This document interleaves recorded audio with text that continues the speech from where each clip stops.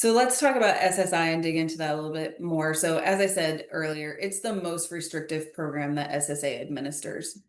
It has income and resource requirements to be eligible. So not only do you have to prove that you have a qualifying disability, you also have to prove that your income and resources are below the limits. And so the rules for this can get really tricky, it can really trip people up. It's also one of the places where I find you'll see the most kind of diversity in how caseworkers are treating certain things. But income for SSI is treated as below. There are certain things they don't count as income. So I mentioned earlier they have a $20 disregard of the first $20 you earn in any given month is excluded. Additionally, they'll discount the first $65 of earned income. So if you have a job at a place where you receive wages, then the first $65 of that is taken off. And then one half of anything above the $65 is discounted. They also don't count food stamps. They don't count shelter if it's provided by a nonprofit organization.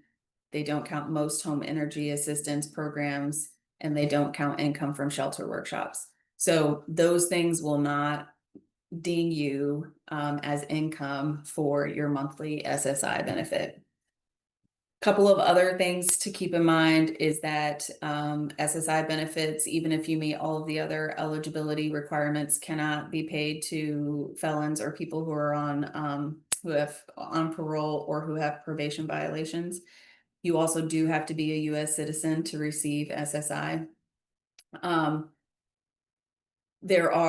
I only bring this up, this last part up to say there are some rules that have been put in place in the last few years to minimize the impact of either if you have a spouse or an ex-spouse, I guess in this case, who is on SSI and is going to be receiving any sort of alimony or maintenance payments, or if you've got an adult child who you will be paying child support for beyond the age of 18.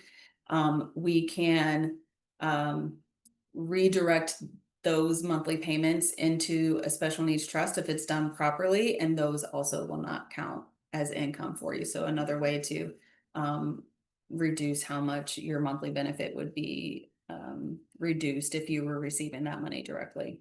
Sorry, I just want to go back for a second on this income thing. The reason why the earned income is treated a little bit differently, effectively, if you have earned income for SSI, you get a 2-for-1 reduction in your monthly benefit. So $65 off the top, and then one half of the rest of it is counted. So if you earned $800 per month, then and so let's say we already took the 65 away. So I'm trying to make my math easy here. $400 is going to be counted as income against you, and it's going to reduce your monthly benefit by $400. So right now the monthly benefit is $967. If we're reducing it by 400, then you're going to get the $567 per month instead of $967. If you have unearned income, you get the $20 disregard, and then everything else is a dollar for dollar reduction. And unearned income is things like if some family member is giving you kind of like an allowance and every month they're transferring $500 to your checking account, or if you've got let's say you have, I don't know, you're only allowed to have $2,000 in assets. So it's not like you're going to be getting a lot of income off of that. But if you did have something like that was where every month you were getting money from some other source that you didn't earn in wages, that's a dollar for dollar reduction. I'm going to mention the Katie Beck waiver, but this one is one of the ones where it can get complicated. So I don't want to go too much into it. But generally speaking, if you have a child who's under 18, so Social Security is going to count the parents or the household income and assets against the disabled child. And that's called parental deeming. And because of that, it is often the case that children with disabilities under age 18 are not eligible for SSI because the parental demon is too high and puts them out of the eligibility limits. There is this separate little waiver program where you have a disabled minor child who can be eligible for SSI if they meet these requirements, where so they've been in an institutional setting for more than 30 days. They were on Medicaid for that coverage, and SSI was reduced while they were hospitalized. It is a very specific, fact-dependent type of program, and not one that I've seen be in place very often, but I'm just mentioning it here because it is available to people. I mentioned earlier, we've got the childhood disability benefits, the CDB. One of the things to keep in mind is, in addition to having your disability have to start before age 22, and so we've got to like prove that that's the case when you're applying. If you're over 22 when you're making the application, we've got to show that it started prior to that age. But also there's a quirk in the rules that says you cannot work prior to age 22. And that is, and you cannot work such that you would have qualifying quarters on your own, meaning you've worked enough that you've earned above the substantial gainful activity amount, and therefore now you have a work record of your own with Social Security. That will make you ineligible for this benefit. And so one of the things that I see happen is parents who come in, and because this really does discourage then even trying to work, because if you don't think that you're going to be successful long term for it, it can mess up this benefit, which is very beneficial in the long term for people. And so if sometimes we want our children to try to work, that we all know there's lots of benefits to working beyond just the money you earn doing it. And so, but we just have to be careful about how that's happening for these kiddos. So just something to keep in mind. You also cannot be married and be on CDB unless you're married to another CDB recipient. And so for both of those things, the work rules and the marriage rules, there's been some work happening by advocacy organizations to change those, but it's not been successful yet. So, and I don't know that I see that happening anytime soon. So for now, this is kind of what we're stuck with. But you can also, in addition to being able to receive the CDB benefit on the work record of the parent, in some circumstances, you can be eligible on the work record of a step parent or a grandparent. You have to be living with the person when you establish eligibility. And for step parents and grandparents, you have to give at least half of support costs to the disabled child regularly, which means generally if they're living with you, you're paying for at least 50% of all of the cost of living for them. There's an additional rule for grandparents, which says if the child is living with the grandparents, then the parents have to be both parents have to be either disabled and or deceased in order to do it for grandparents. If that is not the case, then even if the grandparents are paying at least half of the support cost, you won't be eligible. But if a child is eligible for CDB, they will receive 50% of the parent's full retirement benefit for Social Security when that parent retires, and then 75% of the parent's benefit at death. So if my full retirement benefit is $3,000 per month, and I have an eligible child who can receive CDB benefits, they will receive $1,500 per month at my retirement. And what would that be? $2,000 a month at my $2,250 at my death. And after 24 months, they're eligible for Medicare. And so this is why this program can be so beneficial long term, because you've got more money every month. You're on SSDI instead of SSI, so you've got fewer rules to follow about income and assets and all of that stuff, and you get Medicare. So this is one that if it is one we would otherwise be eligible for, we really want to try to maintain eligibility for it. It's also one of the programs where I recommend for people, even if you don't care about SSI, because you don't, you're not necessarily looking for that monthly payment, you don't necessarily need it for any reason. Sometimes it's helpful to go ahead and get the SSI determination done prior to age 22 because it locks in, it establishes that the disability started prior to age 22 for later CDB eligibility. So something to keep in mind for that. And so this is what I talked about just a second ago. The process for this happening is not a separate application. So it's what they would call a constructive application, which is when the parent goes to apply for their retirement benefit, one of the questions Social Security should ask you is, do you have an adult child who was disabled prior to age 22? When you say yes to that, it triggers in Social Security's system to automatically do an analysis and determine, is that child eligible for CDB? If they're already on SSI, that analysis is a lot easier, and then they will just convert it to CDB. If you are the parent and you're applying for your Social Security retirement benefit, and they fail to ask you that question, or they fail to do that analysis and make the switch, then if you later realize that that was a mistake, you can go back and they will pay retroactively the benefits all the way to the date of the parent's retirement application. If Social Security does ask you and you say no, or you don't provide them information that they might ask for, then you can't go back that far. So, but if it's Social Security's mistake is the reason why the child didn't get put on that benefit, then you can backdate things. And so sometimes that could be a significant amount of money that comes through.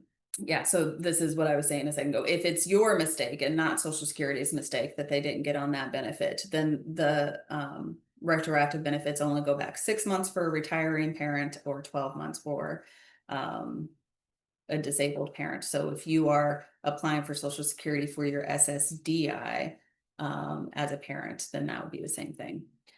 And I want to make a little note here. This is another one of those things to watch out for. So, and another reason why sometimes going ahead and applying for SSI makes sense, even if you otherwise don't care too much about the monthly benefit, is there is a special spot in the rules that say, so if you're on SSI, you're generally also going to be on Medicaid.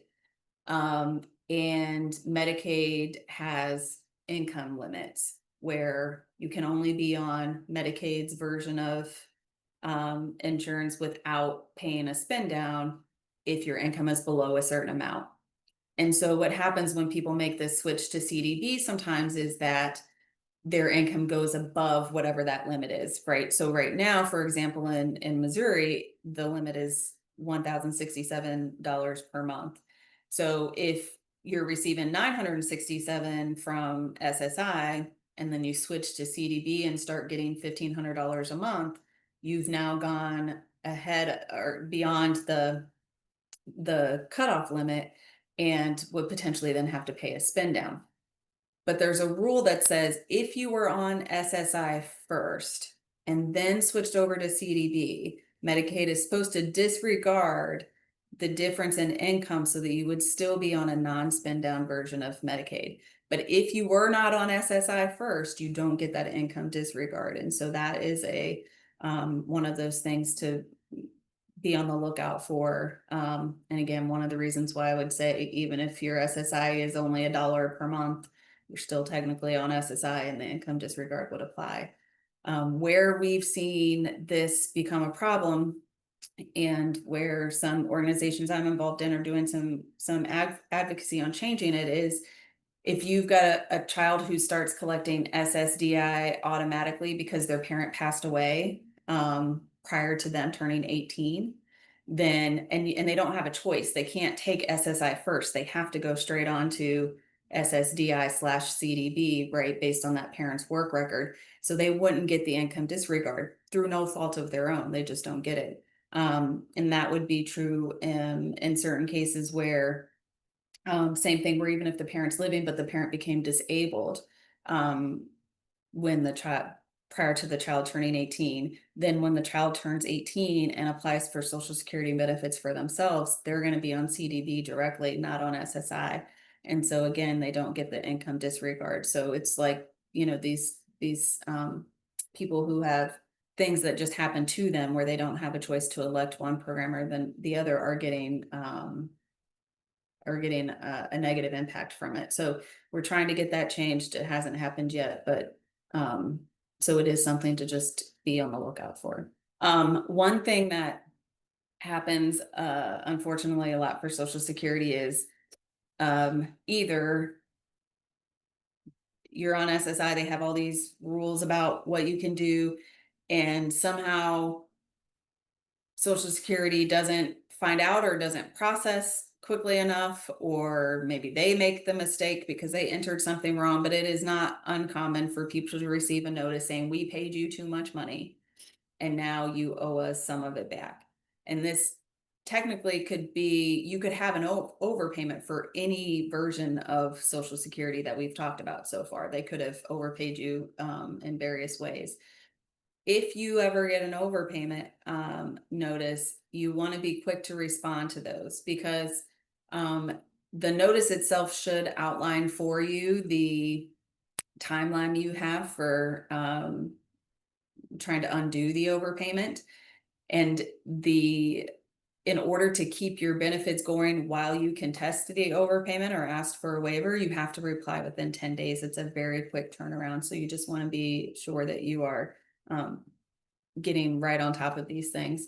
If the payments stop while this is being processed, you have more time than that. But if you want to keep them going, you've got to get back to Social Security very quickly. Generally, you're going to be asking for a couple of things. Either you're going to ask for what we call a reconsideration. You're going to say, I disagree that I owe this money, or I disagree that I owe some of this money. And you ask them to reconsider their decision. That means they send it back to a different caseworker who will look at the file, look at whatever additional documentation you've provided, and make a new decision based on, are you right or were they right? You can also ask for a waiver of the overpayment. So you might, and that could be done at the same time you're asking for a reconsideration. You could say, well, yes, I recognize this probably is an overpayment, that I do owe you some money, but it wasn't my fault that I was overpaid, and I'm unable to repay the overpayment without some sort of financial hardship. There's a specific form you have to fill out for a waiver where you will put forth those arguments. And last year, when Martin O'Malley was acting commissioner toward the end of the year, he put two policies in place regarding overpayments. One was, if you're on SSI and it wasn't your fault that you were overpaid, we will assume that you are unable to repay us and we will waive the overpayment. The other one was for people on SSDI, where before, if they withheld your money from an overpayment, they could withhold the whole check every month. He changed that to match the SSI rule, which is a maximum of 10%. I don't know that Social Security is still following those two policies, but I haven't seen anything come out that specifically says they were rescinded. But if the waiver is denied, or if the reconsideration is denied, and if you appeal it and that's also denied, then you do have to repay the money. If you're on SSI, maximum of 10%.